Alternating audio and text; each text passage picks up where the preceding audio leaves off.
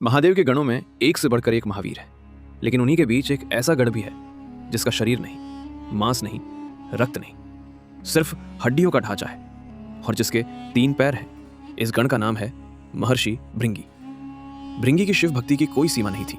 वे केवल महादेव को ही परम सत्य मानते थे, लेकिन यही उनकी भक्ति अधूरी थी क्योंकि वे शक्ति को नकारते थे। जब भी भृंगी कैलाश आते, वे सिर्फ शिव की परिक्रमा करते, जानबूझकर माता पार्वती को लांघ जाते, जो शिव के ठीक बगल में विराजमान थी।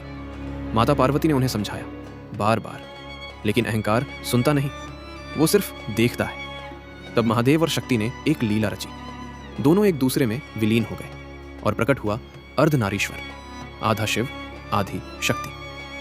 अब भृंगी के लिए सिर्फ शिव की परिक्रमा करना असंभव था, लेकिन अहंकार अब भी जीवित था। भृंगी ने भृंग यानी भौरे का रूप धारण किया और अर्धनारीश्वर के बीच से छेद करके केवल शिव के भाग की परिक्रमा करने लगे। तब माता पार्वती समझ गई, अब इन्हें ज्ञान नहीं, अनुभव चाहिए। उन्होंने भृंगी के शरीर से शक्ति तत्व खींच लिया और उसी क्षण मांस, रक्त, मज्जा सब लुप्त हो गया, क्योंकि ये सब प्रकृति है और प्रकृति ही शक्ति है। भृंगी धरती पर गिर पड़े, सिर्फ हड्डियों का ढांचा बनकर। वे खड़े भी नहीं हो पा रहे थे। उसी पीड़ा में उन्हें सत्य दिखा। वे समझ गए, शिव चेतना है और शक्ति ऊर्जा, एक के बिना दूसरा शून्य है।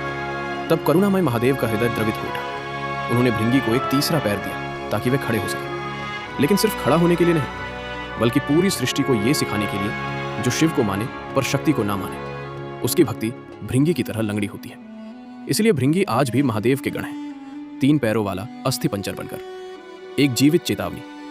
शिव और शक्ति अलग नहीं है, आधे होकर भी एक है। अगर आप इस सत्य को समझते हैं तो कमेंट में हर हर महादेव अवश्य लिखें।